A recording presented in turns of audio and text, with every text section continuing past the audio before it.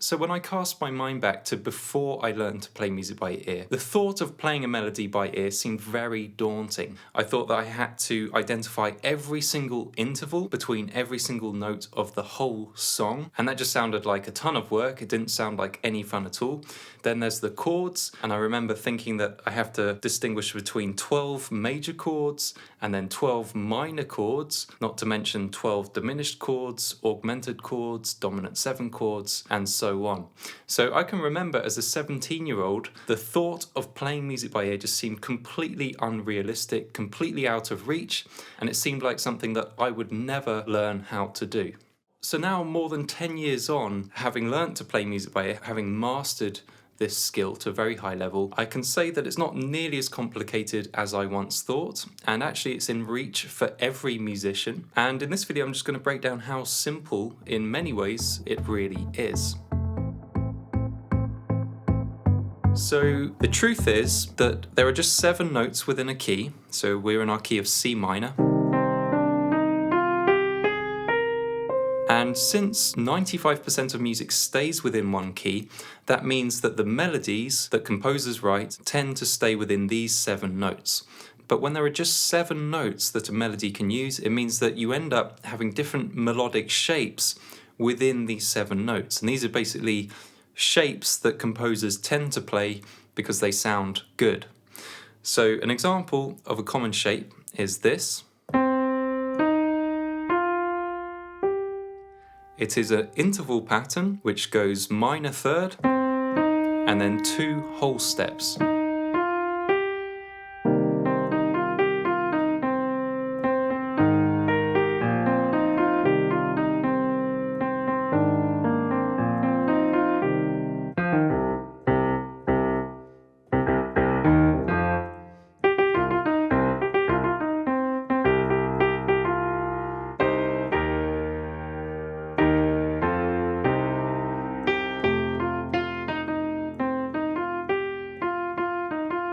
So this is an example of a common shape, and anytime you hear this interval pattern, because a common shape is just an interval pattern, minor third whole step in this case, this interval pattern tells you where the melody is within the key.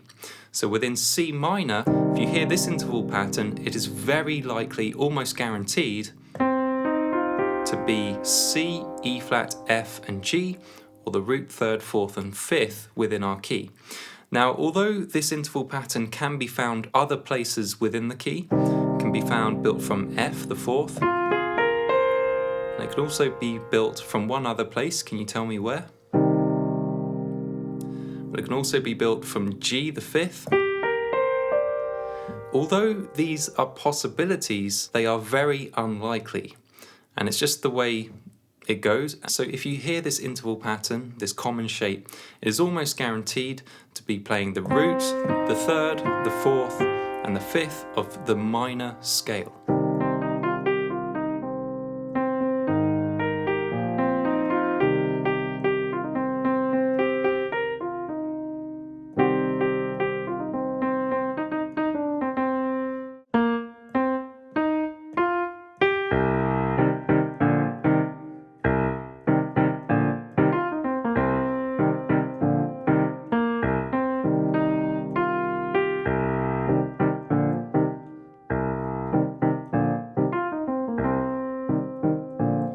Hear the common shape?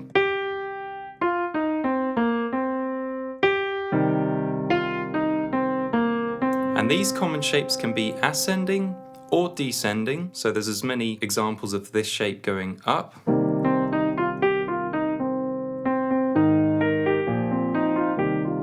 as there are going down.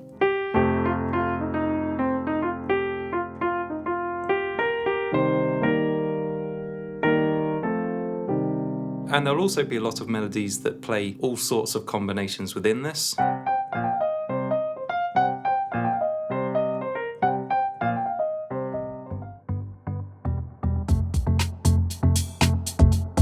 So why are melodic shapes so useful? Well, when you spot a melodic shape, it tells you where you are within the key, because every single melodic shape has a place within the key. And once you know where you are within the notes of the key, it then becomes easy to keep track of the melody wherever it goes from there. So if we take this Bee Gees example,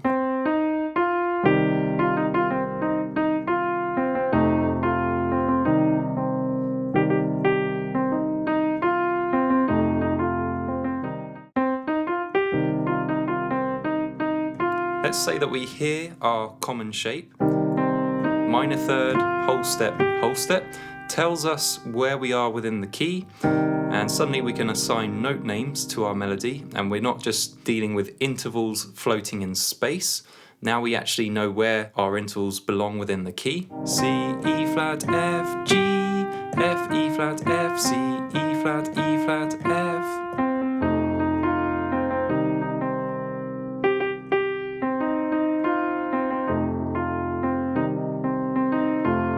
Well, suddenly we can transcribe all of these notes because we're just hearing the same notes repeated.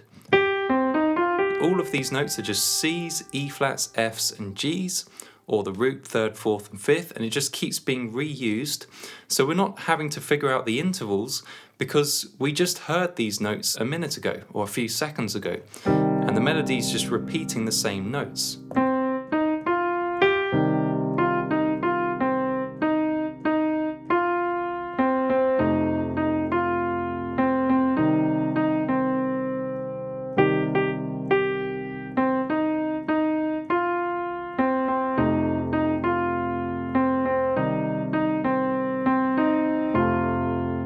It's still just repeating the same few notes.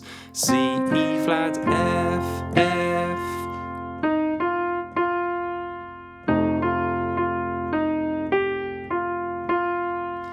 E flat, F, F. E flat, F, F. E flat, F, F. E flat, G, F, F. How about this next part though?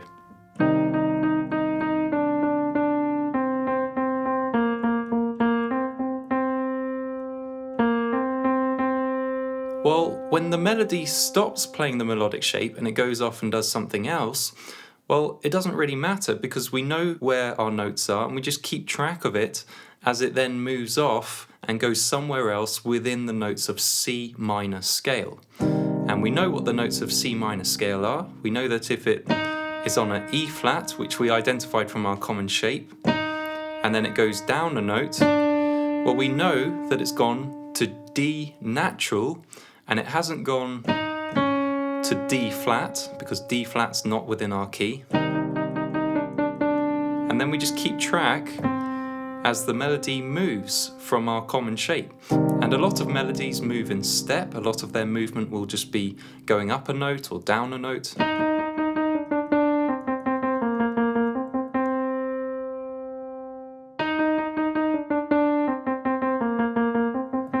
So that allows us to keep track of the melody, and we just use the common shape to tell us where the melody is in the first place. C, E flat, F, G.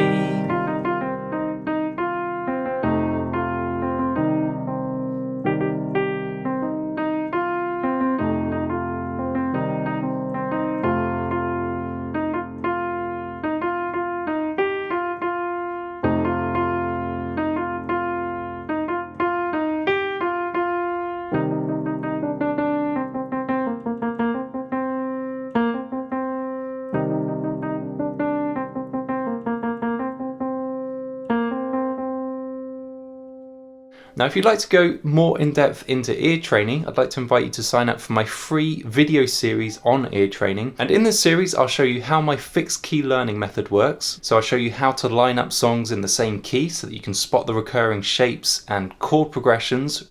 And we'll look at interval recognition, and I'll show you the 6 priority intervals that you have to learn to play most songs by ear. So you can sign up for free at themusicalear.com or just click on the link in the description.